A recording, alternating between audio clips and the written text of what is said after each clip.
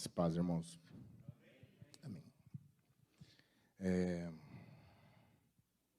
Bom, vamos orar para a gente iniciar a nossa aula mais uma vez. Senhor, nosso Deus, nosso Pai, nós sabemos através da Tua palavra que sem o Senhor, sem o Teu Filho amado, sem o Teu Espírito Santo, nós nada podemos fazer. Por isso, nessa manhã, mais uma vez, nós te pedimos que o Senhor venha nos auxiliar, abrir os nossos ouvidos, falar dos nossos corações e tomar todo o controle, toda a direção de tudo o que acontecerá aqui nesse dia, Pai. Que Teu Espírito Santo esteja à frente e coordenando tudo o que acontecerá nessa manhã, no culto da noite, é o que nós oramos e te pedimos, no nome santo de Jesus. Amém.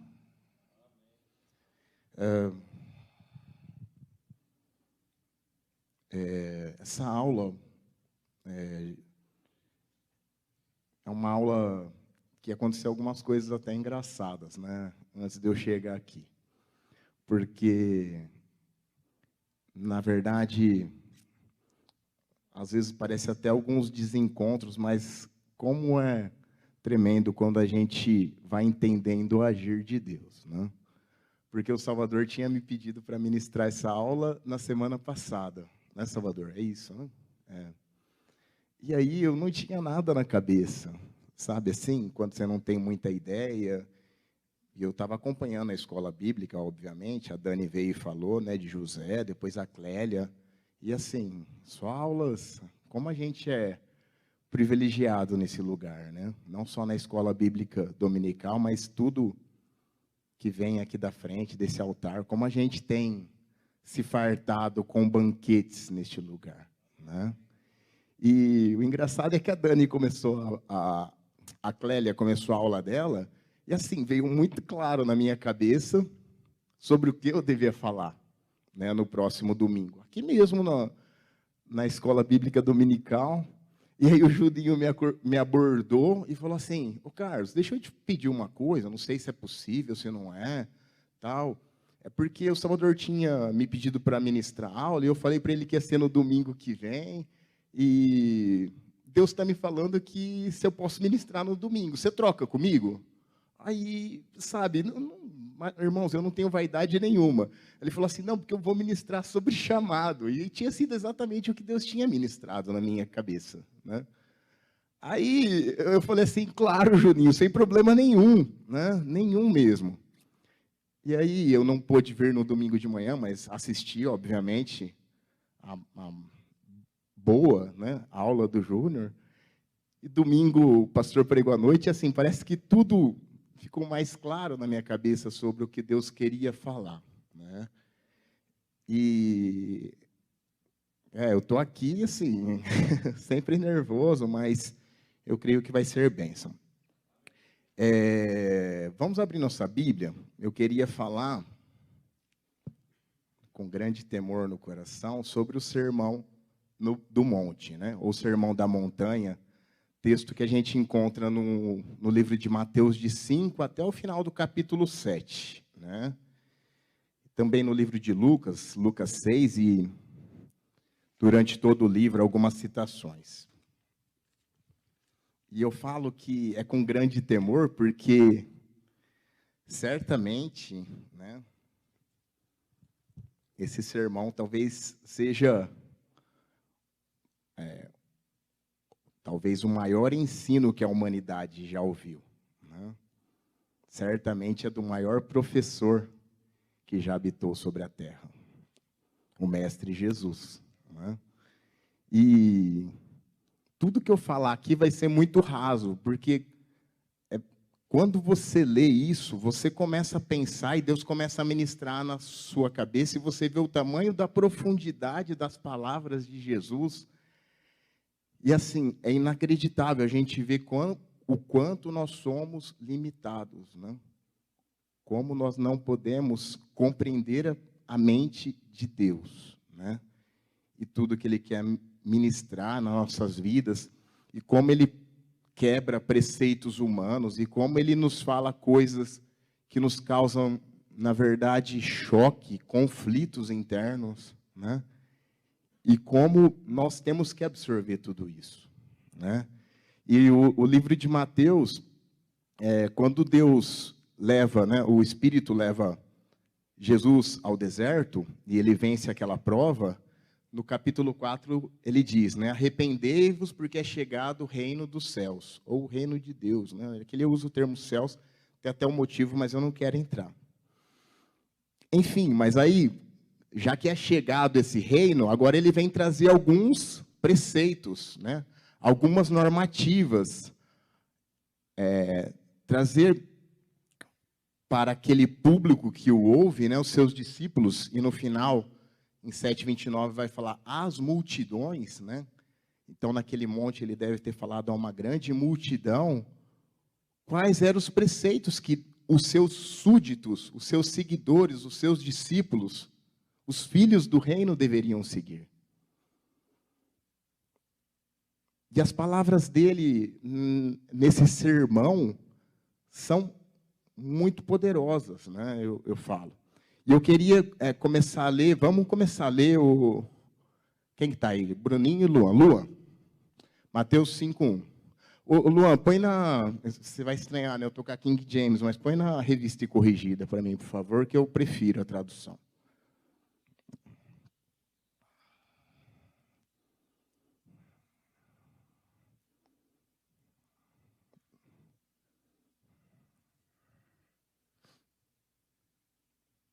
Aí, vamos lá.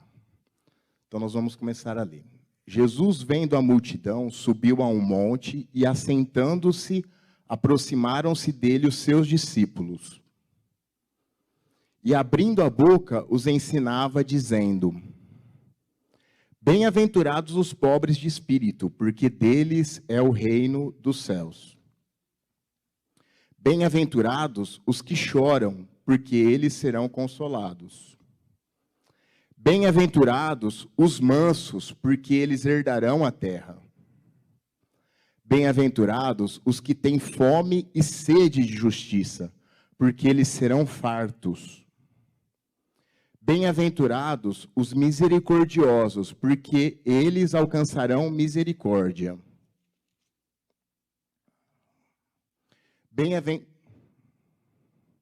Bem-aventurados os limpos de coração, porque eles verão a Deus.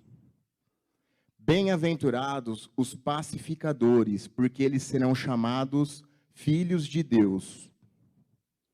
Bem-aventurados os que sofrem perseguição por causa da justiça, porque deles é o reino dos céus.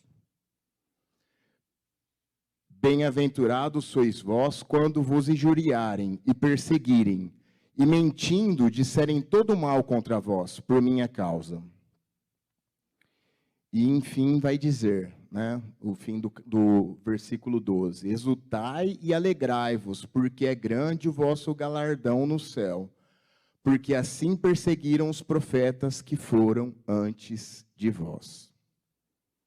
Então, você vê que que Jesus começa seu sermão, né, no versículo 2 diz que ele ensinava, né, que ele abriu a boca, né, abriu a boca provavelmente se refere que ele começou a falar um pouco mais alto ou gritar, e ele começa com um termo bem-aventurados, e bem-aventurados, se você procurar na tradução, você já deve ouvir falar sobre isso, é muito mais que felizes, né? Alguns vão dizer que usam termos abençoados ou plenamente felizes, né? Uma felicidade completa que não depende das circunstâncias externas. Mas, enfim, ele está trazendo um conceito de felicidade. Jesus, na verdade, ele está dando uma receita de como nós podemos ser felizes. E nós sabemos que, desde que o ser humano é ser humano, ele busca por felicidade. Nós buscamos a felicidade. Nós a desejamos, nós queremos, né, ser felizes. E não há nenhum problema nisso. O grande problema é o conceito que nós temos de felicidade e como nós a buscamos. E as condições que nós colocamos para a nossa vida para que sejamos felizes. Se você observar o livro de Eclesiastes, Salomão, ele, no capítulo 2, ele buscou a felicidade, né? E ali vai dizer muitas coisas. Primeiro vai dizer que ele se entregou ao vinho, às extravagâncias. Eu vou citar algumas coisas porque eu não lembro certinho, não.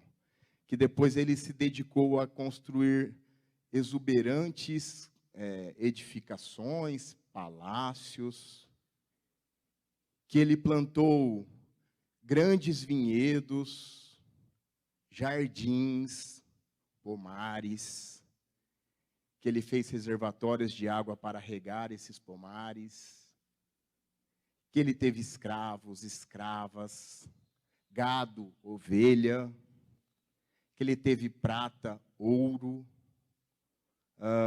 que ele contratou os melhores cantores e cantoras, que ele teve um imenso harém, que ele teve fama, que ele era famoso, mas no final de tudo isso, ele viu que tudo isso não preenchia o seu coração. Põe só, Bruno, o Luan, desculpa. Eclesiastes 2:10.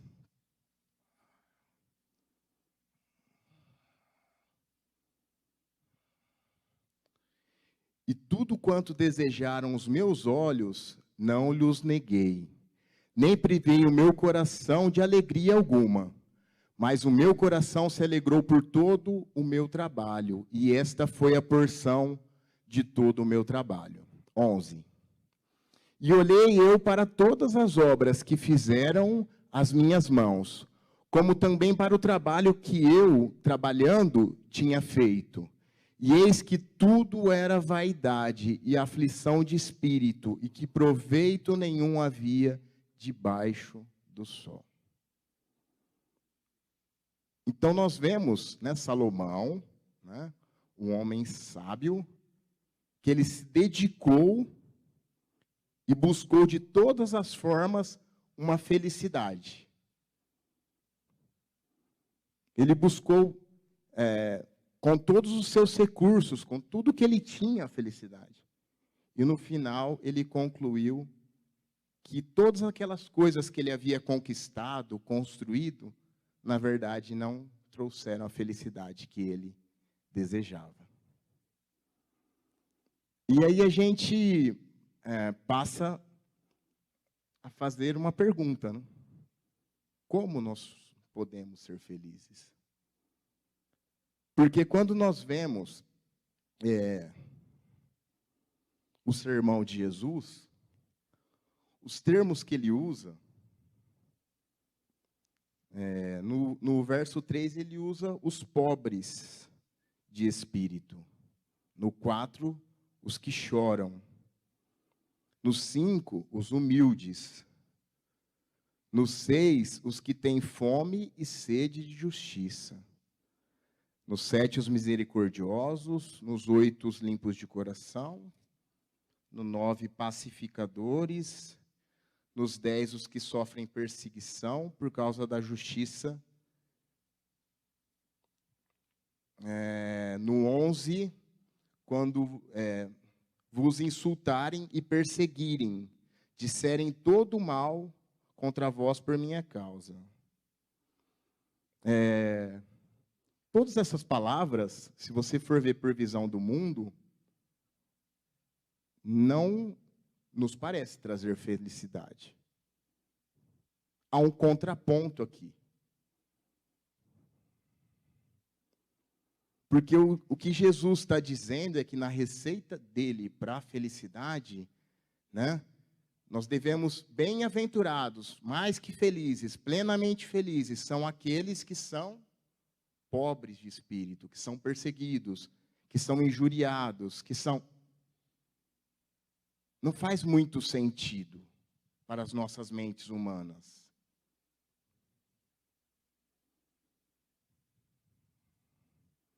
E aí, o que nós aprendemos com isso? Não é o que Jesus estava querendo dizer. Muita gente acha que confunde essa mensagem falando assim: para eu ser feliz, então, eu tenho que ser pobre. Né? Ou, para eu ser feliz, eu tenho que ser perseguido. Para eu ser feliz, eu tenho que ser... E, na verdade, ele não está dizendo isso. Na verdade, ele está dizendo que nós temos que nos esvaziarmos de nós mesmos, de tudo aquilo que nós achamos que é felicidade, de tudo aquilo que o mundo nos prega que é felicidade. É impossível nós sermos felizes buscando isso pelas nossas forças. Você pode até ter uma felicidade ou um momento de alegria momentâneo, por uma condição externa, algo que te aconteceu. Mas o que ele está dizendo é que a plena felicidade nós só encontraremos nele.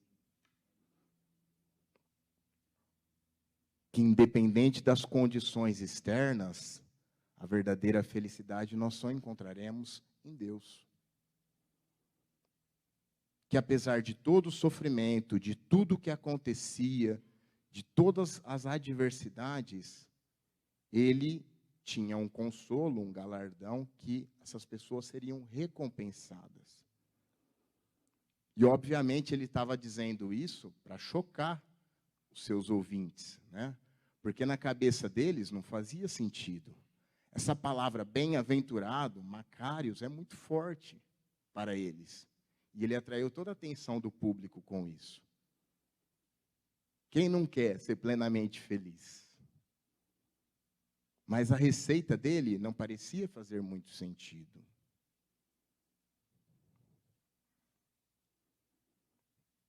Mas o que ele estava querendo dizer é, vocês precisam se esvaziar do espírito de homem, para que o Espírito Santo preencha vocês. E se a gente for ver na Bíblia, né, e muitas vezes nós condicionamos nossas vidas a alguns acontecimentos, né? Se eu fizer isso, certamente eu serei feliz. Se eu me casar, eu vou ser feliz. Se eu for promovido no emprego, eu vou ser feliz. O dia que eu me aposentar, eu vou ser feliz. O dia que... E nós vamos vendo que isso não trará uma satisfação que você espera. Por quê? Porque uma condição externa, é o que eu falei, ela pode até trazer uma alegria, mas isso passará. Porque nossas vidas é feita de momentos bons e momentos ruins. Com todos é assim. Não tenho o que falar, né?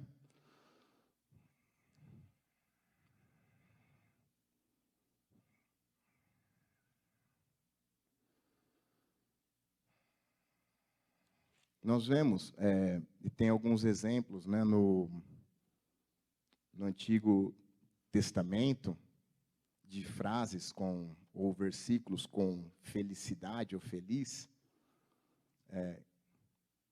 que nós vamos começar a entender melhor isso, né? Agora, por exemplo, nós estamos num momento de eleição, né? E eu não gosto muito de falar sobre eleição, sobre política. Mas o que eu digo para vocês? As pessoas estão achando, nós vamos ser felizes se ganhar o candidato A, ou o candidato B, ou o candidato C, ou o candidato D. Mas a Bíblia diz, feliz a nação cujo Deus é o Senhor. Se você colocar a sua confiança em algum homem, você vai se frustrar. Certamente você irá. Por quê? Porque feliz é a nação cujo Deus é o Senhor. Então, independente de quem ganhar a eleição, o meu Senhor já é o Senhor da minha vida. Né? E tudo bem, nós vamos escolher um presidente, eu creio que Deus está no controle de todas as coisas, pode ser para o bem ou para juízo, mas o meu Senhor, né, já está reinando. Né?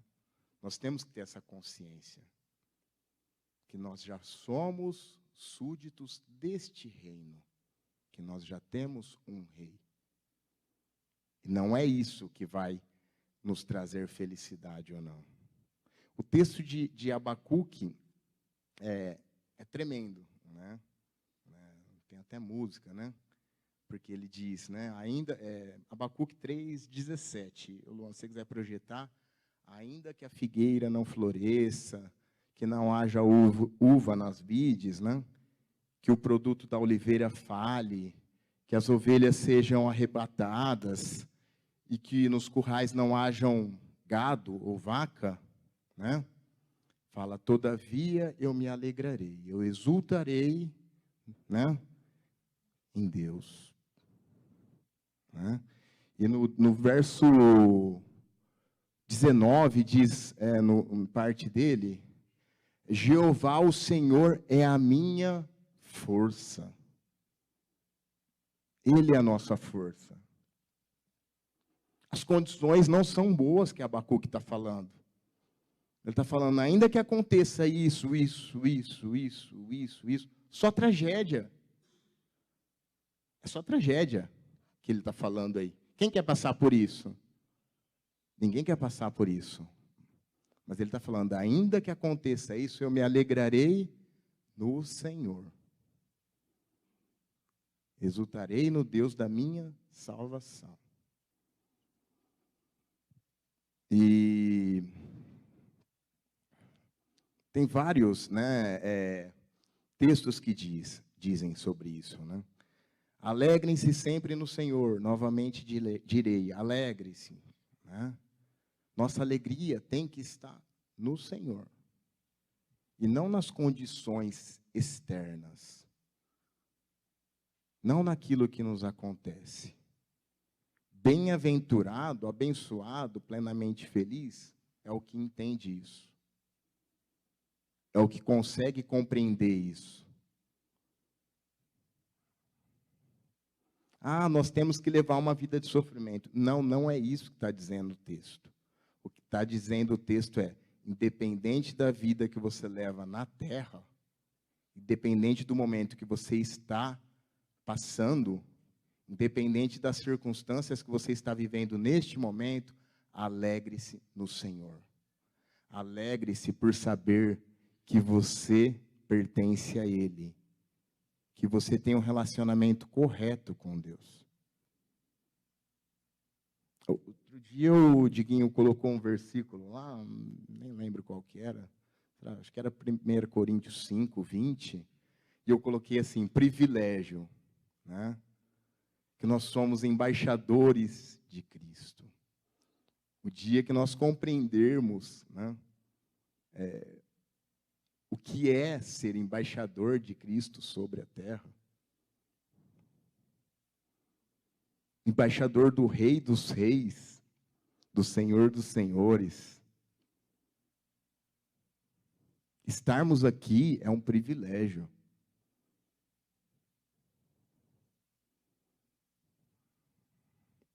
E depois, eu queria seguir um pouquinho, eu não vou entrar em nada de... É o que eu falei. Isso daqui, irmãos, de um sermão desse tem vários livros, né? Então, assim, eu não tenho nem a pretensão, nem capacidade de falar, explicar, tema por tema. Ah, olha, não é esse o meu objetivo, por um motivo muito claro. Eu não tenho conhecimento para isso, tá? Então, o que eu falei, uma palavra bem rasa, né? Se a gente for pensar para o texto. Mas no verso, vamos lá para Mateus 5, 13 agora, Luan, para a gente prosseguir um pouquinho. Diz assim, vós sois o sal da terra, e o sal, se for sem sabor, o sal, se for insípido, com que há de salgar, para nada mais presta, senão para se lançar fora e ser pisado pelos homens. Pode seguir. Vós sois a luz do mundo, não se pode esconder uma cidade edificada sobre um monte. Nem se acende a candeia e se coloca debaixo do alqueire, mas no velador. E dá luz a todos que estão na casa. Assim resplandeça a vossa luz diante dos homens, para que vejam as vossas boas obras e glorifiquem o vosso Pai que estás no céu. esse versículo 16 é muito bonito, né? O que acontece? Aí vai falar que é um privilégio você ser bem-aventurado, você ser abençoado, você entender isso, você pertencer a esse reino. Mas isso também te traz uma responsabilidade. E o pastor pregou isso domingo, né? Que nós somos a boa semente. Que nós somos a boa semente. Acho que é Mateus 13, 38, né, pastor? Acho que é. Eu não lembro. Mateus 13, 38 diz que nós somos a boa semente no mundo. Que nós temos que fazer a diferença nesse mundo. Que nós não podemos nos conformar com esse mundo. Nós temos vivido num mundo que é assustador. A gente ouve histórias que, sinceramente, às vezes é difícil acreditar, né? Que ocorrem em escolas, crianças, lares, famílias. A gente para e pensa e fala, o que está acontecendo com a sociedade? O que está acontecendo com o mundo? O que está acontecendo com as pessoas?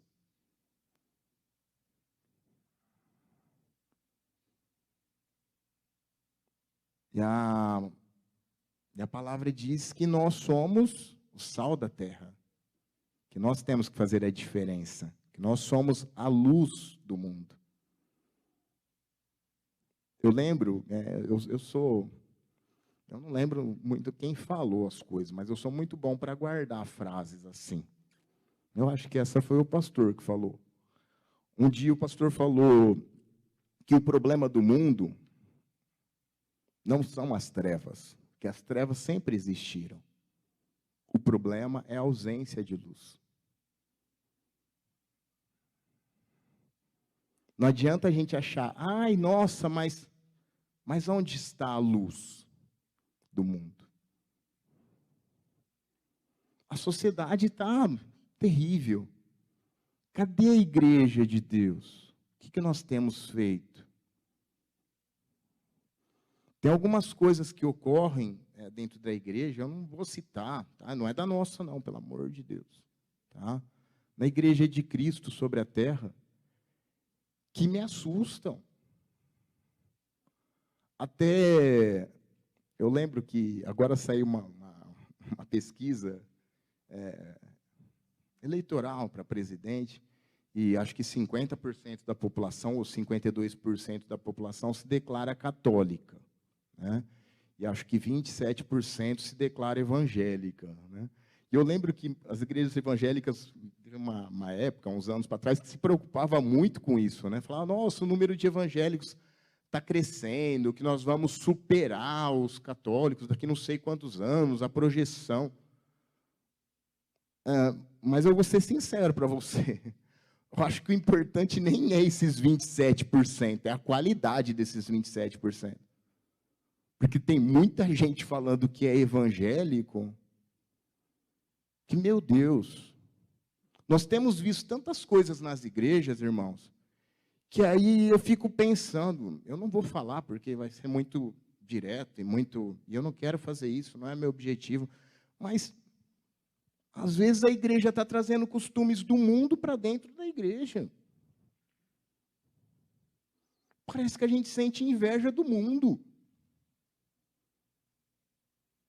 Não é a luz que está indo, fazendo a diferença nas trevas. Parece que a gente está querendo pegar um pouquinho das trevas e trazer para dentro das nossas igrejas.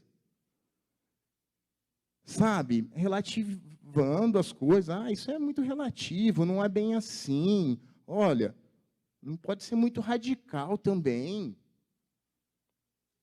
Mas não foi isso que Jesus falou. Jesus falou, sede santo, porque eu sou santo.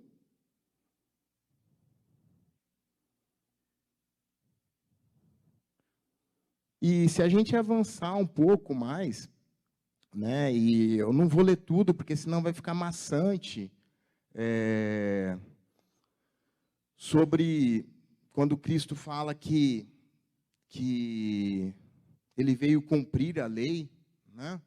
Mas aí ele vai falar, né, do que essa, vamos dizer assim, essa nova aliança, esse reino, né, que era chegado, a lei de Moisés, que não podia ser cumprida, a Bíblia fala que ela não podia ser cumprida, que nenhum homem se justificaria pela lei, que a lei era apenas um aio, uma baliza, algo para o homem ter como, né, um balizamento, né? Que, na verdade, a lei era para que apenas o homem reconhecesse que ele é incapaz de cumprir a lei e se entregasse para Deus, né? Mas aí Jesus chega e fala assim, ó, vocês que ouviam, né, que nós deveríamos amar os nossos irmãos e odiar os nossos inimigos, eu digo que é para amar os nossos inimigos e orar pelos que vos perseguem. Você que ouvia que não podia adulterar, agora eu digo que aquele que cobiçar a mulher já adulterou. Agora eu te digo que você não podia matar, mas eu estou dizendo que você, se você se irar ou xingar o seu irmão, você já é réu de juízo. Quer dizer, aquilo que não podia ser cumprido, agora Jesus parece que deixou pior, porque ficou mais difícil agora.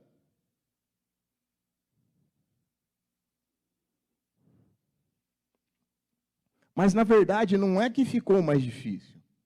Não ficou. O que ele estava querendo dizer é que, no Antigo Testamento, nós sabemos que eles viviam sob a lei, né? Só que eles não tinham o Espírito Santo. Jesus agora, né, ele está pregando, mas nessa nova aliança nós temos um Espírito Santo que habita em nós. Nós temos Deus habitando em nós. E sabe por que isso é pesado para a gente? Eu estou falando para mim, não estou falando para vocês, não, irmãos. Eu sou bem ruinzinho às vezes, viu? Não quero ser, depois eu me arrependo, mas eu sou. Infelizmente, eu estou no processo ainda. Mas sabe por que nós falhamos? Porque nós temos muito do nosso espírito humano ainda. Porque o Espírito de Deus não tem isso. Não tem ira contra o seu irmão.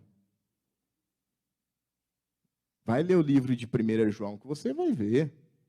Não tem ira contra o seu irmão. Então, o que acontece? Tem que ver quanto do Espírito Santo tem da nossa vida. E quanto nós temos do nosso espírito humano. Desculpa, eu posso florear, falar de uma forma mais bonita para você, tentar te convencer, mas, na verdade, no final das contas, vai ser isso. Ah, eu agi assim porque eu sou assim, eu sou explosivo.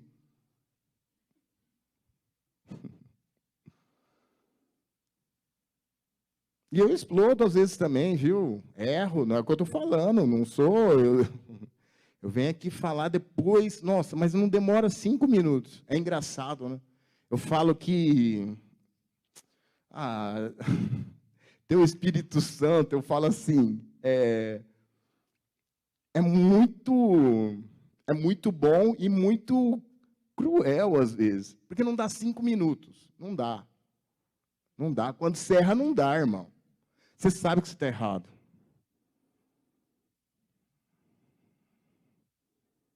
Ou sou só eu? Você sabe. Você pode falar assim, falei mesmo, ele merecia ouvir. A hora que você vira as costas e fala assim, não merecia não.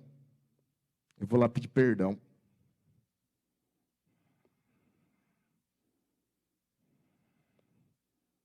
Sabe, esse negócio de, comigo é assim, bateu, tomou. Com Deus não é. Deus não é assim. O que os discípulos falaram quando Jesus precisava passar por Samaria? Senhor, quer que oremos para que mande fogo? Irmãos, nós somos assim muitas vezes. Você acha que eles queriam mandar fogo ou não? Eles só queriam que Jesus fizesse. Se Jesus fizesse assim com o dedo, ó, já era. Ah, verdade ou não? Eles só queriam que Jesus aprovasse. Por eles, se Jesus não estivesse perto. Ontem aconteceu um fato, a gente até brincou sobre isso. Acho que eu não vou falar, não, deixa para lá. Ontem a gente estava andando de bicicleta numa subida, veio um cara de moto, ele quase passou por cima da gente, para fazer graça. Ele passou, acho que isso daqui de mim. Foi muito perto, do pastor também, sabe? E aí, bom, vamos pular essa parte. Teve um irmão que falou assim, ô, mas eu vou falar para você, cara. E ó, o irmão falou, mas poderia ter sido eu, tá? Não estou falando que foi ele, né? Cara, se aquele cara enrosca com você, se ele cai, tinha que dar uns bicudos nele. Aí ainda, o pastor não sabe, ó, o pastor estava longe, a gente só fala essas coisas longe do pastor. Fala que o cara fez ali foi errado. Né? O cara não podia ter feito aquilo, ele veio fazer graça. Ainda eu brinquei, falei assim, tinha que falar, pastor, vira para lá um pouquinho. Mas não é isso que Deus quer da gente. Eu estou falando brincando, né? A gente estava brincando também ali, né? É claro que a gente não ia fazer isso, cara. Bom, pelo menos eu acho que não, né? Dependendo, se não pensasse 2 minutos, talvez até fizesse, mas ia se arrepender. Então, entendeu? Mas ia se arrepender. Por quê? Porque não é a atitude correta. Não é porque o cara agiu de uma forma, vamos dizer assim, incorreta com a gente, que a gente vai ser incorreto com ele. Ah, mas ele merecia. Não, não merecia. Né? Coitado, ele é apenas uma pessoa que carece, talvez, do amor de Deus e estava ali num dia ruim, ou não conhece a Jesus, mas na hora você não quer falar de Jesus para ele. Não é verdade? Mas nós somos... Jesus diz que nós temos que ser diferentes. Qual que é o final, pastor? Ah, o pneu furou. Irmão, não andou 100 metros. Teve um irmão que não. Não, do irmão. O irmão chegou e falou assim, não rodou 100 metros, o pneu furou. Aí falou, meu pneu furou. Aí falaram assim, xingou o cara da moto. Não, acho que já estava furado. Estava nada. Perdeu meia hora trocando o pneu. Aí o pastor falou assim, então, né? Vai na igreja. O que eu falei da semente? Foi pregado aqui domingo, não foi? Então, de brincadeira, eu estou usando. Desculpa, isso não é momento de... O pastor vai falar. Depois o pastor vai falar. Você está entendendo? Mas é isso. O pastor pregou aqui no domingo. Né? Semente, não é porque a pessoa faz mal com você que você vai devolver na mesma moeda, não vai... E aí, o que acontece? Né? Cristo está falando aqui da lei. Por que aos nossos olhos parece pesado? Porque, certamente, pelos nossos olhos humanos, pela nossa carne, é impossível nós agirmos dessa forma. Amarmos nossos inimigos, orarmos pelos que nos perseguem, né? Mas nós temos o Espírito Santo. O que Jesus respondeu para os discípulos? Vocês não sabem de que espírito sou. Quando eles queriam mandar fogo.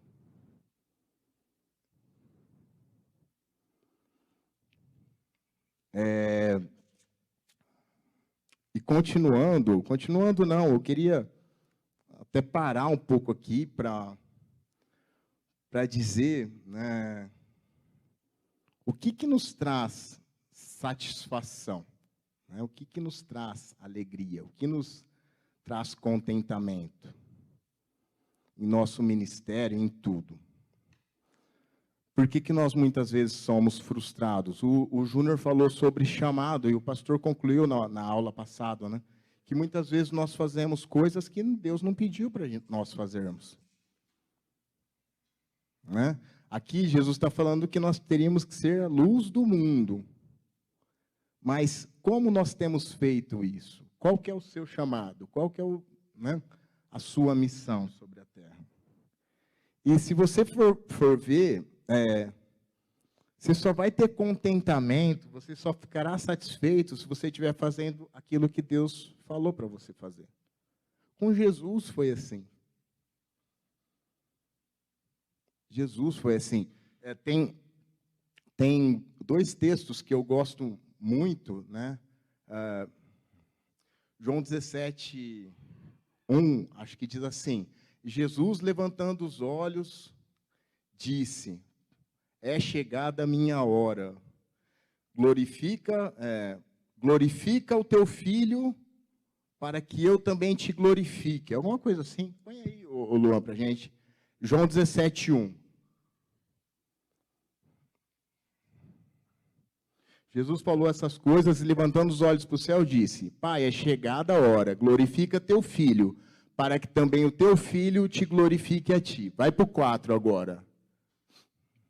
Eu glorifiquei-te na terra, tendo consumado a obra que me deste a fazer.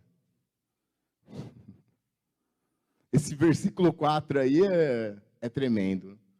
Eu glorifiquei-te na terra, tendo consumado.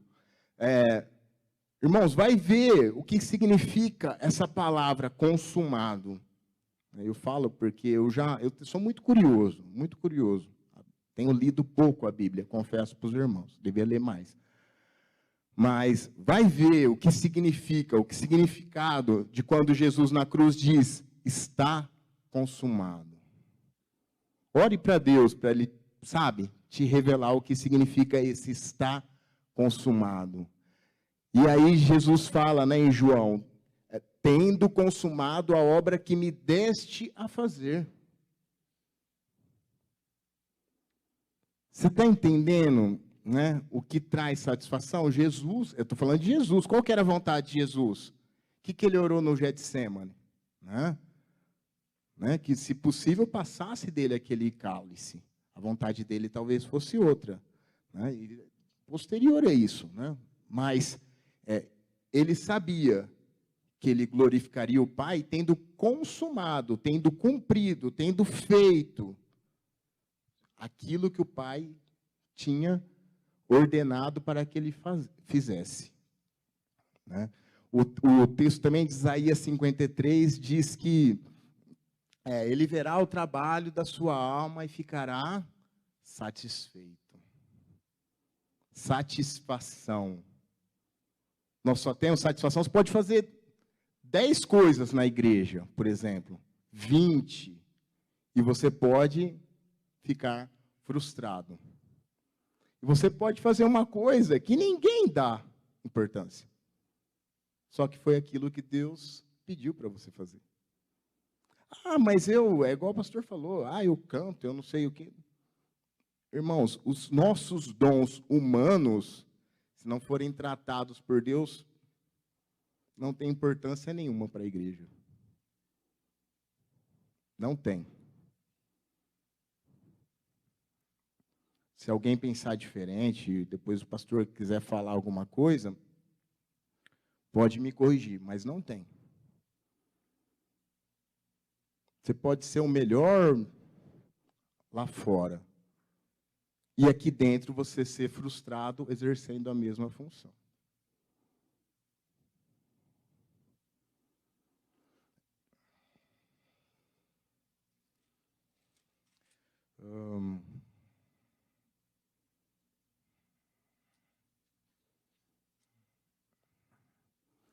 Depois vai dizer, deixa eu achar aqui. Pode deixar, Salvador, obrigado. Deixa eu ver mais alguma coisa aqui.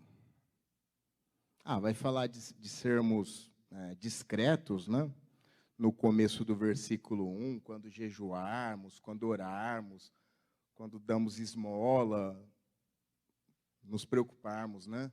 Em sermos discretos, porque o nosso Pai que vem em secreto nos galardoará. Mas eu quero pular essa parte para... Deixa eu ver.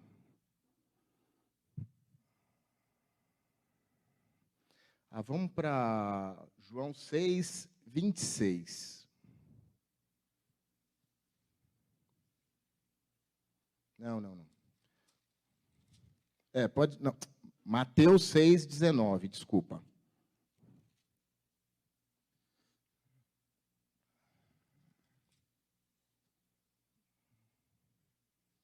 Mateus 6,19 diz assim: não ajunteis tesouros na terra, onde a traça, a ferrugem, tudo consomem, e onde os ladrões minam e roubam. Mas ajuntai tesouros no céu, onde nem a traça nem a ferrugem consomem, e onde os ladrões não minam nem roubam. Porque onde estiver o vosso tesouro, aí estará também o vosso coração. Agora vai para o 25, fazendo a favor, Luan. Por isso vos digo, não andeis cuidadosos quanto à vossa vida, pelo que haveis de comer ou pelo que haveis de beber, nem quanto ao vosso corpo, pelo que haveis de vestir. Não é a vida mais do que o mantimento, e o corpo mais do que a vestimenta? Olhai para as aves do céu, que não semeiam, nem cegam, nem ajuntam em celeiros, e o vosso Pai Celestial as alimenta. Não tendes vós muito mais valor do que elas? E qual de vós poderá, com todos os seus cuidados, acrescentar um côvado à sua estatura? E quanto ao vestiário, por que andais solícitos? Olhai para os lírios do campo, como eles crescem, não trabalham, nem fiam. E eu vos digo que nem mesmo Salomão, em toda a sua glória, se vestiu como qualquer deles. Pois se Deus assim veste as ervas do campo, que hoje existe e amanhã é lançada ao forno, não vos vestirá muito mais a vós, homens de pequena fé? Não andeis, pois, inquietos, dizendo: que comeremos, ou que beberemos, ou com que nos vestiremos? Porque todas essas coisas os gentios procuram. De certo, vosso Pai Celestial bem sabe que necessitais de todas essas coisas. E aí o 33 diz: mas buscai primeiro o reino de Deus e sua justiça, e todas essas coisas vos serão acrescentadas. Vamos ler o 34 só para concluir. Não vos inquieteis, pois pelo dia de amanhã, porque o dia de amanhã cuidará de si mesmo. Basta cada dia o seu mal. Bom, nessa passagem, né, que eu li rapidamente, Jesus nos dá uma instrução muito clara, né, para que nós não ajuntemos tesouro na terra, para que nós não vivamos ansiosos com o que teremos que vestir, que teremos que comer, com o que teremos que beber, com o dia de amanhã, né? E que nós temos que colocar em primeiro lugar o reino de Deus e a sua justiça. O que acontece? Nós somos muito imediatistas, né? E nós somos muito preocupados com as coisas de agora, ou com as coisas do mundo, ou com as situações que nos ocorrem nesse momento. Mas a palavra de Deus diz que Ele cuida de cada detalhe, né? E que nós temos que nos preocuparmos com a glória eterna. O Salvador leu aquele texto do rapaz, né? Qual que era a promessa, né, que Jesus deu para ele? Porque no céu terá 100 vezes mais, né? E aquele homem era rico, tanto é que na cabeça dele ele não podia se desfazer daquilo, né? Mas já pensou o que Jesus estava dando ali como promessa para ele, né? E aonde estavam os olhos dele? Nas coisas do mundo, né? Uma passagem que me chama bastante atenção, essa que eu tinha notado de João 6, né? Que Jesus alimenta a multidão e a multidão persegue Jesus, né? Vai atrás de Jesus. Quando Jesus dá pão àquela grande multidão, ele passa com um barquinho para Cafarnaum e toda a multidão vai atrás dele. E o que Jesus diz para aquela grande multidão? Vocês me buscais não pelos sinais, mas porque comeram pão e se saciaram. Aí, acho que depois ele até fala, né, que nós devemos buscar as coisas eternas e não as coisas temporais. Será que nós agimos assim? E Jesus, esse capítulo 6 também de João, É tremendo, né, o capítulo 6 de João, porque eu falo que é muito intenso o que acontece no capítulo 6 de João, né? Porque Jesus, ele alimenta uma multidão. Aí, se você for ler o capítulo de João 6, você vai ver que as pessoas, porque comeram o pão e porque estavam felizes que tinha um homem que dava pão, tentaram torná-lo rei. Você sabia disso? Você já leu isso na Bíblia? Né? Que as pessoas, depois de serem saciadas com pão, tentaram tornar Jesus rei na terra. Só que ele já tinha um outro reino, ele não estava preocupado com esse reino aí, com esse título que queriam dar, e ele se retirou. E aí a população segue ele, e ele tem um discurso ali, talvez duro, né, para os ouvintes ali, né? Falando que ele era o pão da vida, o pão que desceu do céu, né? Que o pão que Moisés deu era um pão passageiro, né? Que ele era o pão da vida, né? Que quem comesse daquele pão não teria mais fome, quem bebesse não teria mais sede, só que tinha que ter uma aliança com ele, né? Quem não comesse da sua carne ou bebesse do seu sangue, não tinha uma aliança com ele. O que aconteceu no final do capítulo 6? Os seguidores dele, todos o abandonaram. Palavra muito dura essa, quem pode ouvir? E muitos os deixaram. Jesus chegou para os 12 e falou, vocês querem ir também? Você imagina, nem sei, né, se eu posso dizer isso, porque Jesus sabe de todas as coisas. Mas a decepção de Jesus, ele foi, ele viu a multidão, ele teve pena da multidão, deu pão para a multidão. Aí a multidão segue ele, e quando ele chama para um compromisso, o que as pessoas fazem? Vazaram.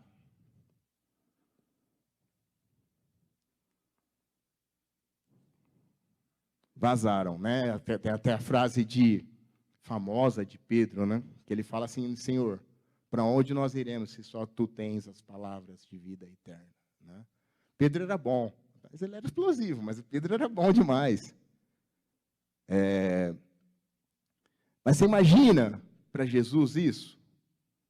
O que ele estava oferecendo, o tesouro que ele estava oferecendo, não tinha valor o que ele estava oferecendo. Ele estava oferecendo a vida eterna para as pessoas. E as pessoas falaram assim, Jesus, nós viemos atrás de você que a gente queria pão. Você não tem pão, você está com essa conversa aí de aliança. Para a gente não serve. Comer a sua carne, beber do seu sangue. Não, a gente queria o pão só.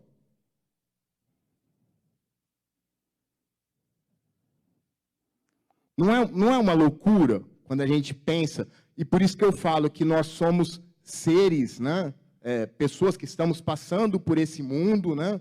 Vivemos num corpo físico, temos um espírito ainda humano, nossa carne, mas nós somos seres, né? Movidos pelo Espírito Santo, porque não faz sentido muitas vezes as coisas para nós, né? Nós somos peregrinos nesse mundo, nós não pertencemos nesse mundo. Se você está esperando, né? Eu estou esperando, né, para viver. Não, o reino já começou de Jesus na terra, né? Nós temos que acessar isso. Nós somos filhos do reino.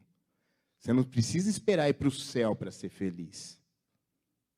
Pelo menos no meu entendimento, não. E eu queria falar rapidinho só. Quando fala no capítulo 7, vai falar da oração, do Pai Nosso, como devemos orar, que não é menos importante, mas vou pular essa parte, né? Eu só queria falar algumas coisas que eu acho importante, é quando fala dos falsos profetas, né? Mateus 7, 15 e 16, né? Que nós devemos conhecer os profetas, acautelai-vos, porém, dos falsos profetas, que vêm até vós vestidos como ovelhas, mas interiormente são lobos devoradores. 16. Por seus frutos os conhecereis, porventura colhem-se uva dos espinheiros ou figos dos abrolhos? Só esses 2 versículos eu queria ler. E o que eu queria falar para vocês? Que um pouco do problema da igreja de Cristo sobre a terra é que talvez os líderes religiosos, eu não tenho nada contra nenhum líder, eu não guardo nome nem de gente boa, ainda mais de gente, não vou falar ruim, mas que não faz o seu papel, né? Que as pessoas querem ser agradadas, né? Muitas vezes nós queremos ouvir aquilo que nós já determinamos para a nossa vida. Muitas vezes nós procuramos. Tem alguns textos que me chamam muito a atenção, assim, dos profetas do Antigo Testamento. Um deles, um capítulo que eu não consigo entender, é Jeremias 42. Esse capítulo, para mim, é tremendo. Por quê? Porque Jeremias, eu vou falar a verdade. O cara que lê o livro de Jeremias, né, se Deus falar assim para a pessoa, se é um profeta, ele fala assim, não, escolhe outro. Porque não vale a pena. Se você for pensar pela visão humana, não vale a pena. Porque o que Jeremias sofreu, né, sofreu fisicamente, sabe, tudo. Nossa, encarcerado, apanhou, jogar numa cisterna, levado para o Egito. E aí as pessoas procuram Jeremias e falam assim, não, calma lá, nós estávamos errados. Calma lá, vamos fazer assim, você consulta o Senhor e vê o que o Senhor tem para ele. O que o Senhor falar, nós vamos fazer. Beleza? Beleza, fechou. Vou consultar o Senhor. Aí Jeremias vai, ora ao Senhor e Deus fala para o povo. Né? Jeremias fala para o povo, Deus falou isso, para vocês não irem para o Egito, que se vocês ficarem, Deus vai estar... Vai ver o início do capítulo 43. Você mente. Deus não falou nada disso. E nós vamos fazer tudo ao contrário. Se lascaram. Por quê? Porque não é que Deus não fala. É porque eles já tinham determinado o que eles queriam ouvir. Eles só queriam uma aprovação. O que aconteceu com Josafá e Acabe? Acabe convidou Josafá para subir contra Ramote e Gileade. Né? Aí, não, vamos consultar o Senhor. O mais legal de toda essa história, assim, se eu posso falar que é legal, né? Eu acho que é 2 Crônicas 18, se eu não me engano, é porque quando vai o mensageiro chamar Micaias, ele já fala assim para Micaias. Eu não sei que verso que vai estar. Ele já fala assim, deixa eu te falar, todos os profetas são unânimes em falar que é para subir, que eles terão vitória. Tipo, estou te dando a dica. Todos os profetas são unânimes em dizer. O cara já vai falando o que o profeta tem que falar. Você está entendendo, né? Todo mundo é unânime, tá? Em falar o que vocês têm que fazer. Aí Micaias fala assim, não, o que Deus me falar, eu vou... Aí ele chega diante do rei e fala, sobe que Deus te entregou, né? Aí o rei já se liga na hora, né? Porque ele sabia, ele falou assim, não te falei para falar o que Deus falou, não. O que Deus falou é isso. Você quer ouvir o que todo mundo está falando aí? Eu falo para você, né? Se for para preencher seu coração, você sobe e se lasca. Mas o que Deus está falando é isso, né? Só um profeta falou diferente. Os outros eram unânimes. Estava unânime até surgir o tal do Micaias, que estragou tudo, né? O que aconteceu?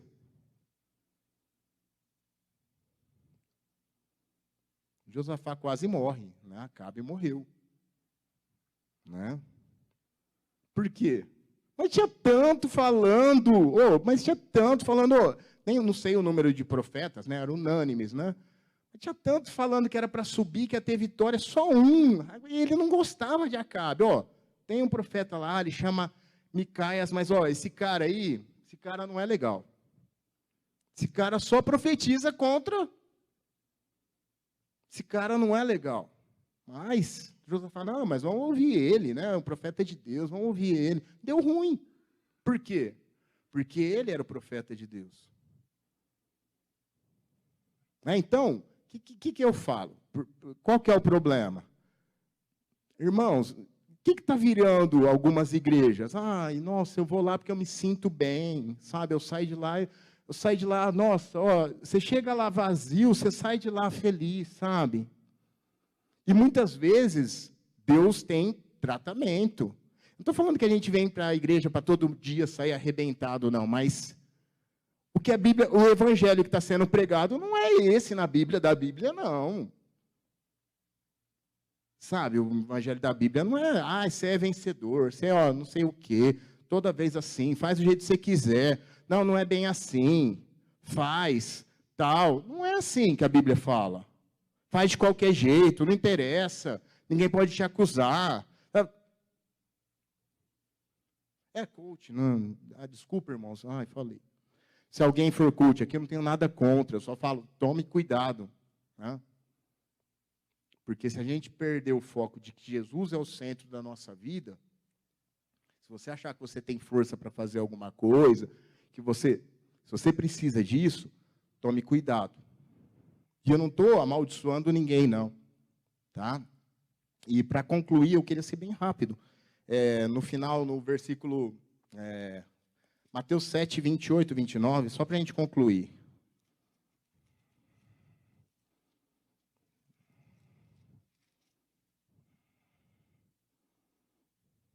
Não, vamos só no 24, o Luan.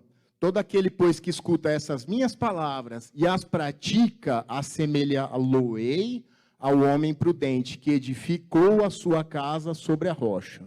25. E desceu a chuva, e correram os rios, e assopraram os ventos, e combateram aquela casa, e não caiu, porque estava edificada sobre a rocha. Só vou ler esses 2 versículos para não me alongar, que eu quero concluir logo minha aula. Né? Então, o que diz? Né? Que o alicerce para a nossa vida é Jesus. Se nós não tivermos alicerçado neles, ventos, tempestades, ruínas vão vir na vida de todo mundo. E nós só subsistiremos, ficaremos de pé, se nosso alicerce for Jesus. Se não for, esquece. E como nós vemos pessoas caindo, né? E isso nos entristece, não nos traz felicidade. E pessoas que a gente não esperava, falava assim, poxa, mas essa pessoa estava... Mas qual que era o alicerce? O Salvador leu um versículo, faz umas... Né? Aquele que estiver de pé, né? Cuide para que não caia.